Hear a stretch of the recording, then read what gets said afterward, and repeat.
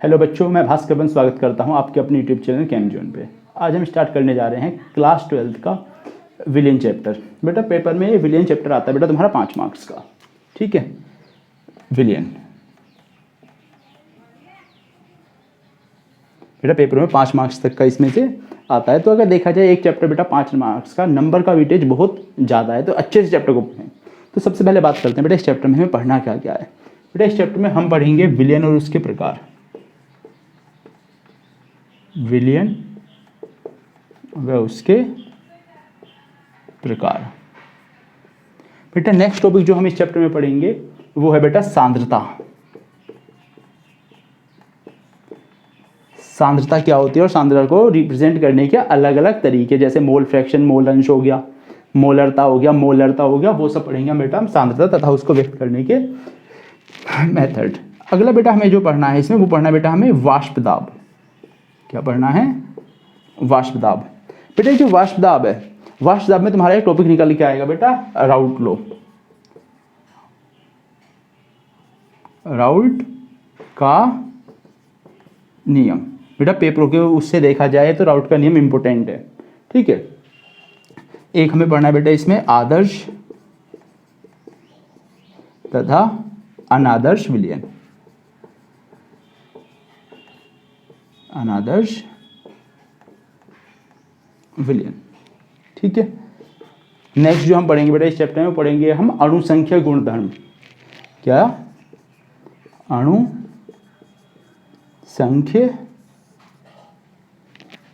गुणधर्म,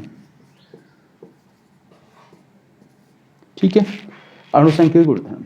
तो बेटा इसके अलावा एक टॉपिक तुम्हारा आने वाला है द्रवों में गैस की विलेयता। मेन टॉपिक है बेटा विलेयता। किसमें? गैसों की द्रव में विलेयता, या द्रव में गैसों की विलेयता। बेटा ये जो विलेयता है गैसों की द्रव में, इसके ऊपर तुम्हारा निकल के आएगा बेटा हेनरी लॉ। क्या निकल के आएगा?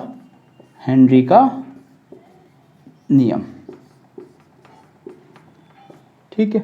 पेपर के अगर पर्पज से अगर देखा जाए तो बेटा हेनरी लॉ इम्पोर्टेंट है, और इसकी जो है कुछ एप्लीकेशंस हैं वो भी काफ़ी ज़्यादा इम्पोर्टेंट है कि हेनरी लॉ का इस यूज़ आप कहाँ कहाँ पे करते हो, ठीक है। तो ये तुम्हें करना है चैप्टर में, ये पढ़ना है। एक जो हमें पढ़ना है असामान्य मोलर द्रव्यमान। एक टॉपिक हमें क्या पढ़ना है? असामान्य मोलर द्रव्यमान, ठीक है। असामान्य मोलर द्रव्यमान, ये चैप्टर का कंटेंट है जो हम इस चैप्टर में पढ़ना है, ठीक है। बेटा नोट कर लो, उसका स्टार्ट करते हैं, ठीक है। तो सबसे पहले बात करते हैं बेटा आज जो मैं पढ़ाने वाला हूँ विलियन के बारे में। विलियन क्या होता है और विलियन के प्रकार, ठीक है। तो सबसे पहले पढ़ते हैं बेटा विलियन। विलियन किसे कहते हैं? बेटा हेडिंग लगा के जैसे जैसे डेफिनेशन बोल रहा हूँ वैसी वैसी बेटा नोट करने की आदत डालो। जब नोट करोगे तभी जो है अच्छे से हो पाएगा। तो बेटा विलियन क्या होता है? सपोज करो घर में नींबू पानी सबने पिया है। क्या क्या है उसमें? पानी है। पानी में आपने क्या मिला दिया? नींबू मिला दिया, चीनी मिला दिया, थोड़ा सा नमक मिला दिया, तो वो क्या बना बेटा? विलियन। तो विलियन है क्या? परिभाषा क्या है? दो या दो से अधिक पदार्थों के समांगी मिश्रण को विलियन कहते हैं। बेटा यही विलियन की परिभाषा है। दो या दो से अधिक पदार्थों के समांगी मिश्रण को विलियन कहते हैं। अब बेटा विलियन में दो या दो से अधिक पदार्थ मिल सकते हैं। सपोज करो दूध में तुमने पानी मिलाया, इसमें दो ही चीज़ें मिली हुई हैं, एक दूध है एक पानी है, तीसरी कोई चीज़ नहीं है। केवल जिसमें दो पदार्थ मिले हो, केवल दो अवयव प्रेजेंट हो, ये जो विलियन बनाते हैं ये क्या बोले जाते हैं? अवयव। जिसमें सिर्फ दो अवयव हों उन्हें क्या बोला जाता है बेटा? बाइनरी सॉल्यूशन, या सिंपली बोल सकते हैं द्विअंगीय विलियन।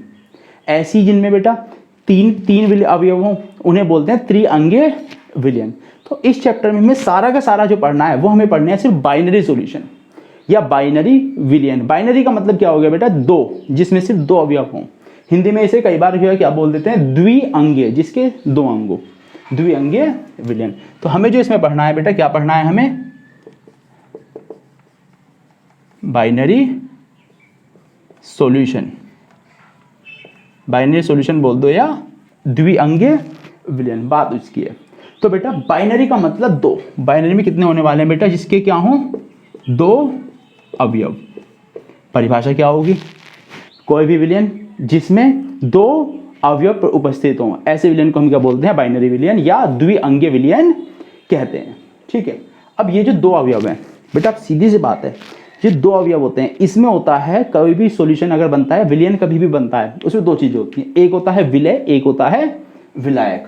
क्या होता है, कोई भी विलयन है उसके दो पार्ट होते हैं, दो चीजों से मिलकर बना होता है, एक होता है विलय, एक होता है विलायक। ठीक है, विलय और विलायक, ये है बेटा, ये विलय और विलायक।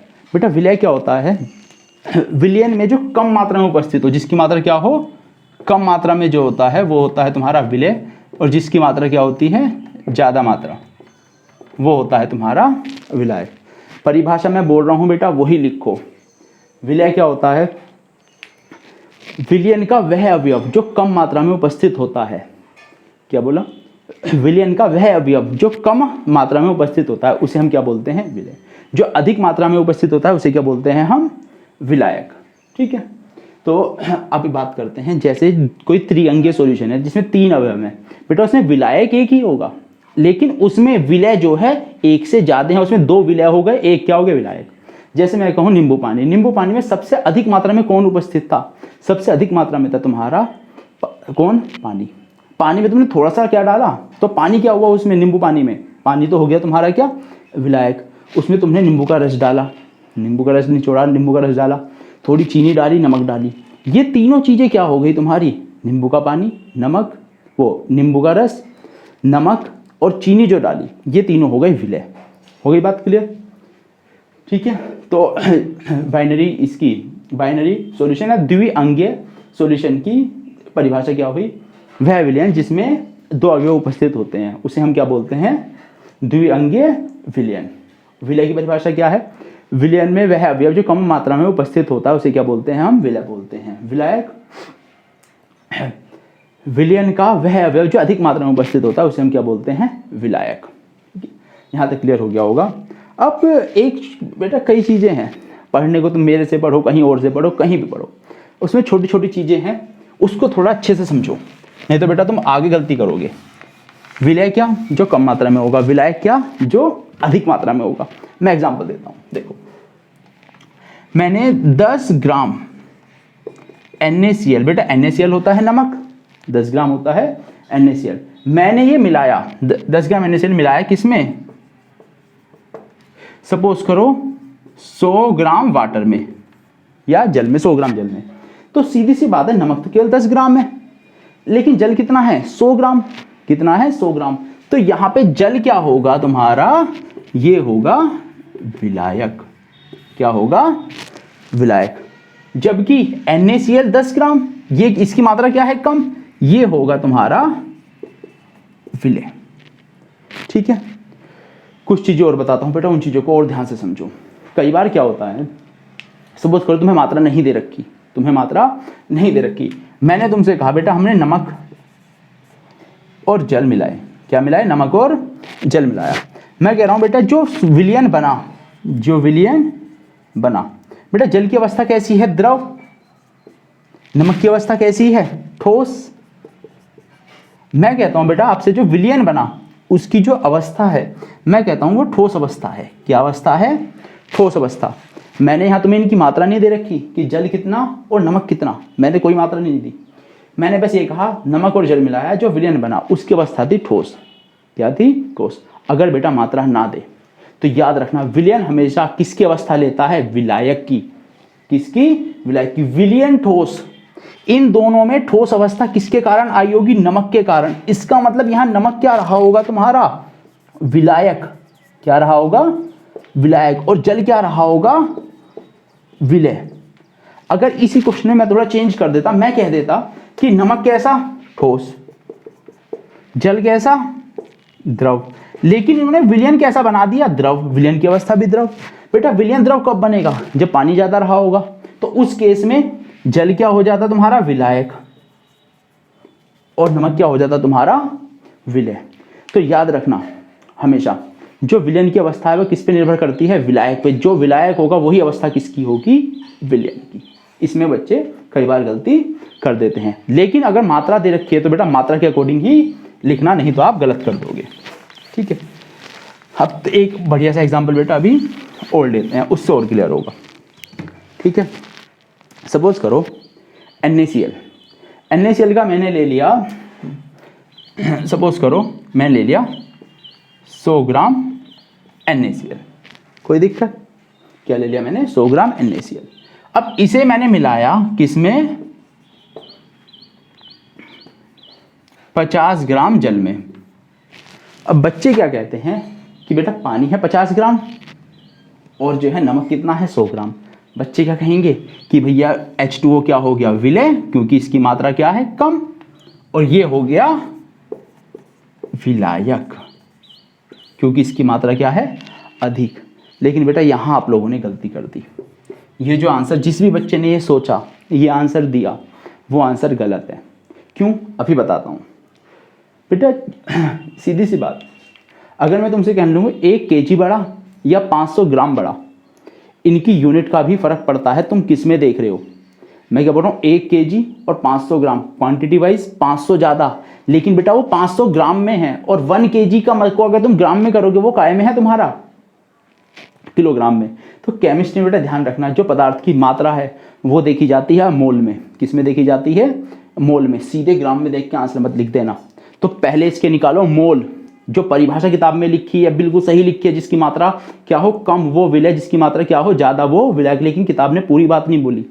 पूरी बात क्या, ये जो तुम मात्रा देखते हो ये देखोगे किस में, मोल में। अगर ग्राम में देख के आंसर दे रहे हो बेटा 90, ज़्यादातर आंसर सेम आएगा। लेकिन कुछ जो कॉम्पिटिशन्स में क्वेश्चन देते हैं वो थोड़ा घुमा देता है, तो वहाँ पे तुम गलती करोगे। किताब में ही लिखी है परिभाषा, जिसकी मात्रा कम वो विलय, जिसकी मात्रा ज़्यादा वो विलायक। लेकिन मात्रा देखनी किस में है, इस चीज़ को किताब ने एक्सप्लेन नहीं किया। तो उसके लिए मैं बता रहा हूँ बेटा, किस में देखो, मोल में। अब बात है मोल का ही होगा, मोल का फॉर्मूला ही नहीं याद, तो बेटा मोल तो सीखने पड़ेंगे, क्लास 11 में सीखे होंगे। मैं बताता हूँ मोल कैसे निकालते थे। यहाँ लिख रहा हूँ मैं, मोल निकालने का फॉर्मूला क्या था, मोलों की संख्या। क्या होता था बेटा फॉर्मूला, दिया हुआ द्रव्यमान, जिसका भी निकालना है उसका दिया हुआ द्रव्यमान, दिया गया द्रव्यमान, और नीचे आता है तुम्हारा क्या, आणविक द्रव्यमान। उसका क्या आता है, उसका आणविक द्रव्यमान। ठीक है, दिया गया द्रव्यमान अपॉन आणविक द्रव्यमान। सबसे पहले बेटा हम जल के मोल निकालते हैं। क्या निकालते हैं, जल के मोल। जल का दिया हुआ मास कितना है, 100 ग्राम, तो 100 यही निकालते हैं बेटा, इसका यहाँ निकाल रहा हूँ, दिया हुआ है इसका 100। अब NaCl का आणविक द्रव्यमान बेटा वो तुम्हें याद होना चाहिए। देखो Na का होता है 23, इसका होता है 35.5, ये आएगा 58.5, 58.5। तो आप इसके निकालोगे लगभग 1 पॉइंट समथिंग मोल आएंगे, 1 दशमलव कुछ मोल आएंगे, 2 से ज़्यादा नहीं आने का।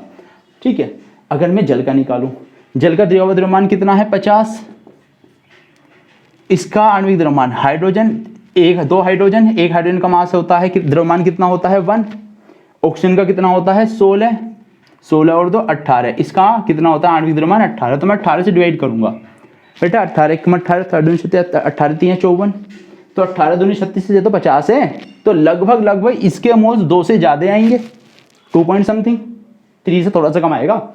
लेकिन आप मोटा मोटा देखो यहाँ पे जो NaCl के मोल है वो 1-2 से भी कम है, और उसके मोल्स क्या है 2 से ज़्यादा। तो राइट आंसर क्या है, यहाँ पे अभी भी H2O क्या है, विलय नहीं है, वो क्या है, विलायक। क्या है, और ये क्या है तुम्हारा, विलय।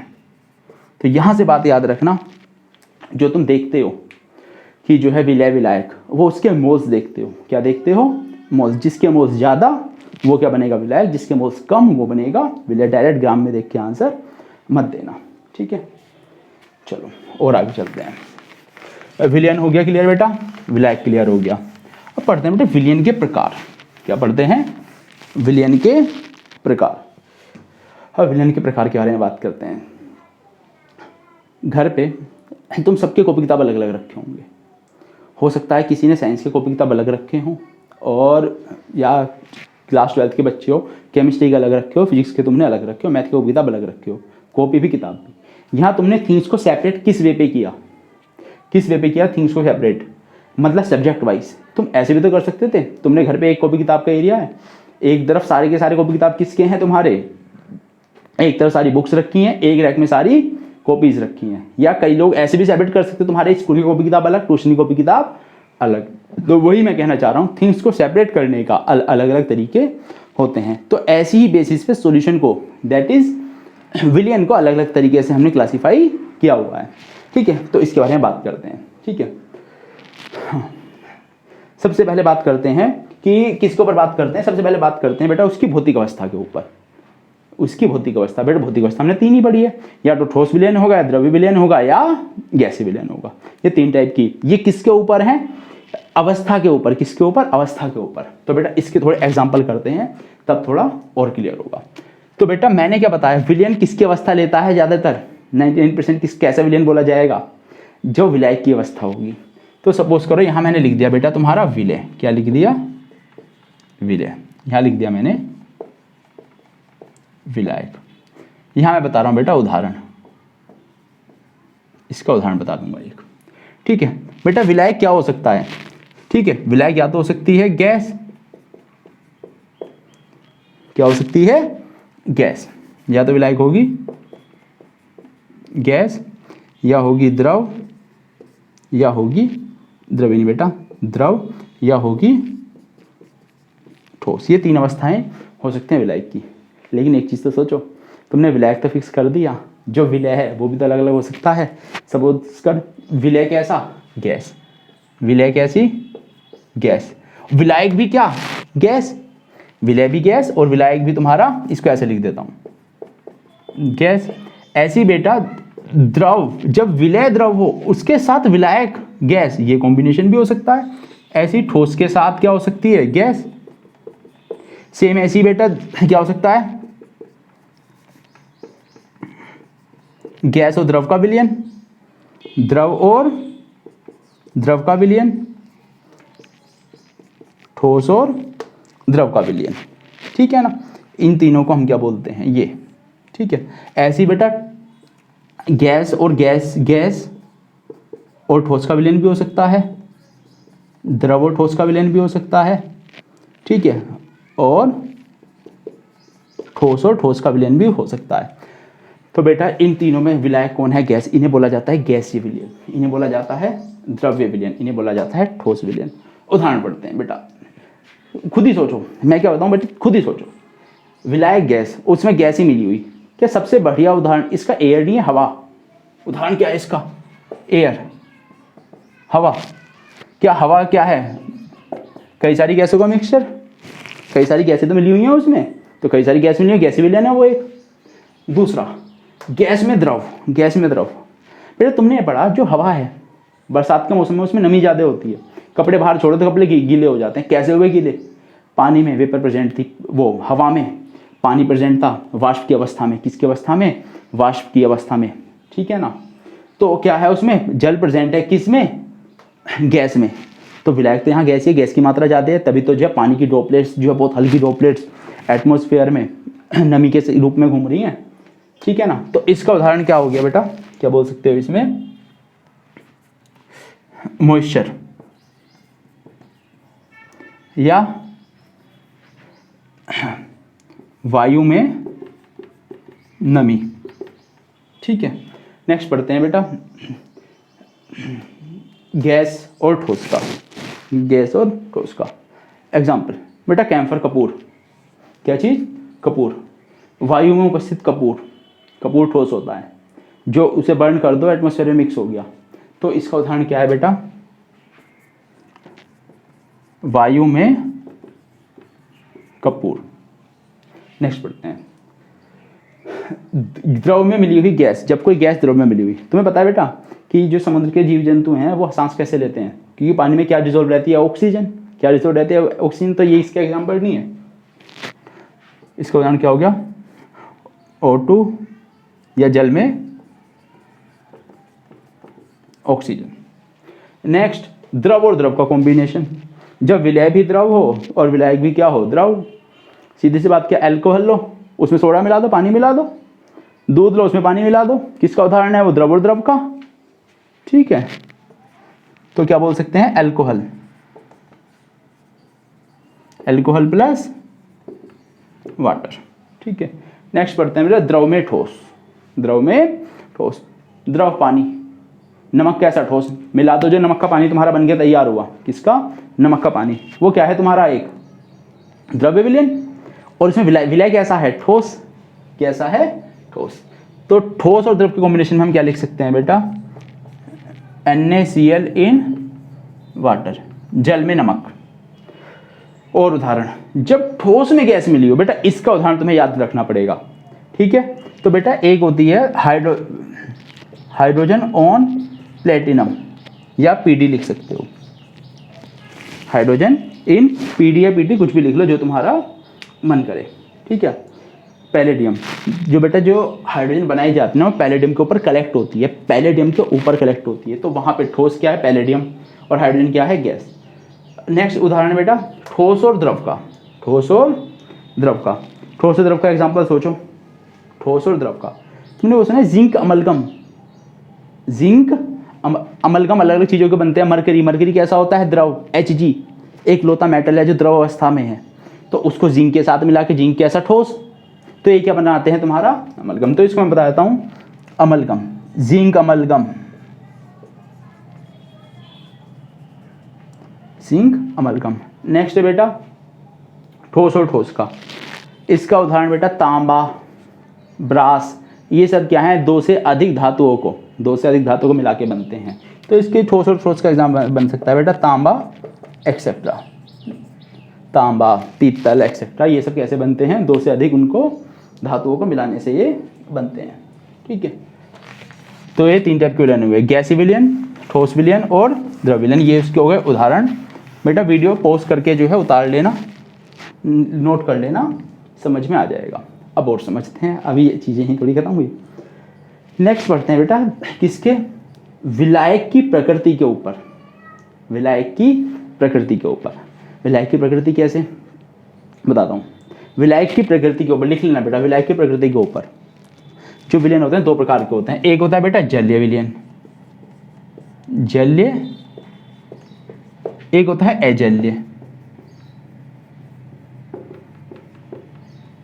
बेटा परिभाषा इसकी खुद ही में इसकी परिभाषा है, जलीय मतलब जिसमें विलायक जल हो, क्या हो, जलीय विलयन क्या होगा, जिसमें विलायक क्या हो, जल। हमने कहा बेटा पानी में दूध मिला दो, पानी में दूध मिला दो, पानी में मिलाया दूध, पानी है क्या, विलायक, जलीय विलयन। अब मैं कह रहा हूँ दूध वाला क्या करता है, तुम कहते दूध वाले ने जो है पानी मिला दिया दूध में थोड़ा सा, उसने दूध में पानी मिलाया है, दूध की मात्रा ज़्यादा थी, विलायक कौन था, दूध, इसका मतलब वो अजलीय विलयन हुआ। ऐसे विलयन जिनमें विलायक कौन हो, जल, वो जल जिनमें विलायक जल के अलावा कुछ भी हो सब चलेगा, दूध हो, अल्कोहल हो, कुछ भी हो, वो सब किस में आएंगे, तुम्हारे अजलीय विलयन में। तो ये मैंने किसके ऊपर बताया बेटा तुम्हें, उनके विलायक की प्रकृति के ऊपर। अब पढ़ते हैं बेटा जो तुम्हारा क्या है, विलय की मात्रा के ऊपर, किसकी, विलय की मात्रा के ऊपर, इसे समझते हैं। विलयन के प्रकार किसके ऊपर, विलय की मात्रा के ऊपर। विलय की मात्रा के ऊपर देखा जाए तो विलयन के जो तीन प्रकार हैं, कौन कौन से हैं, तीन प्रकार। एक होता है संतृप्त, संतृप्त विलयन, एक होता है असंतृप्त, एक होता है बेटा अति संतृप्त। ये तीन टाइप के विलयन होते हैं, संतृप्त, असंतृप्त और अति संतृप्त विलयन। ठीक है, समझते हैं। एक गिलास पानी लो, उसमें नमक डालो, हिलाना स्टार्ट किया, एक चम्मच नमक घुल गया, और नमक डाला, हिलाया, घुल गया, एक चम्मच और डाला, घुलाया, घुल गया। एक मात्रा ये आएगी जिस पे वो नमक उस पानी में डिजोल्व होना बंद हो जाएगा, उसमें घुलना बंद हो जाएगा। जितना नमक उसमें घुल सकता था वो घुल गया, और ज़्यादा उसमें नहीं घुल सकता। ऐसे विलयन को बोला जाता है सैचुरेटेड विलयन या फिर संतृप्त विलयन, जिसमें विलय अपनी अधिकतम मात्रा में उपस्थित होता है। कैसा विलयन? परिभाषा बेटा अपने आप लिखो, मैं जो बोल रहा हूँ यही इसकी परिभाषा है, लिखो। ऐसा विलयन जिसमें विलय अपनी अधिकतम मात्रा में उपस्थित होता है, ऐसे विलयन को संतृप्त विलयन कहते हैं। तो मैं क्या बता रहा हूँ, संतृप्त में क्या होगी? विलय की अधिकतम मात्रा होगी। क्या होगी? विलय की अधिकतम मात्रा। अब बात करते हैं असंतृप्त। मैं एज्यूम कर लेता हूँ कि एक गिलास पानी में 10 ग्राम नमक मिलता है। मैं कह रहा हूँ बेटा उसमें 2 ग्राम मिला हुआ है नमक, इसका ना 8 ग्राम अभी और मिल सकता है, उसमें केवल 2 ग्राम मिला हुआ है। तो ऐसे विलयन को बोला जाता है क्या? असंतृप्त, जिसमें और ज़्यादा विलय मिलाया जा सके। परिभाषा यही है, ऐसे विलयन जिसमें और अधिक विलय मिलाया जा सके, ऐसे विलयन को असंतृप्त विलयन कहते हैं। ठीक है, और अधिक विलय मिलाया जा सके, ऐसे विलयन को क्या बोलते हैं हम? असंतृप्त विलयन। अब बात करते हैं अतिसंतृप्त की। किसकी? अतिसंतृप्त विलयन की। अति संतृप्त से भी ज़्यादा, सपोज को 10 ग्राम डिजोल्व हो सकता था, मैंने उसमें 12-15 ग्राम डिजोल्व करा दिया, ऐसे विलयन को बोला जाएगा अतिसंतृप्त। अब बेटा तुम्हारे मन में क्वेश्चन ये आएगा, और ज़्यादा मिल ही नहीं सकता तो मिला कैसे दिया? और ज़्यादा मिल ही नहीं सकता तो मिला कैसे दिया? बताता हूँ। किसी चीज़ को गर्म कर दो, क्या उसमें और ज़्यादा मिल सकता है? तो ये जो सब विलयन के तुम देख रहे हो वो एक ही टेम्परेचर पे देखना पड़ेगा। सपोज करो मैं मान के चल रहा हूँ ये सारी कहानी हो रही है 25 डिग्री सेल्सियस पे। 25 डिग्री सेल्सियस पे 10 ग्राम से ज़्यादा नहीं मिल सकता था, मैंने टेम्परेचर 25 से 30 कर दिया। अब तो इसमें और ज़्यादा नमक मिल जाएगा, मैंने 10 ग्राम की जगह 12 ग्राम मिला दिया। लेकिन अब ये 12 ग्राम डिजोल्व हो गया तुम्हारा कितने पे? 30 डिग्री सेल्सियस पे। तो बेटा ये अतिसंतृप्त विलयन नहीं है, ये अतिसंतृप्त विलयन नहीं है। अतिसंतृप्त विलयन उसी टेम्परेचर पे लाना पड़ेगा जिस पे वो पहले था। इसको तुमने फिर से ठंडा किया, 25 डिग्री सेल्सियस पे ले आए। किस पे ले आए? 25 डिग्री सेल्सियस पे ले आए।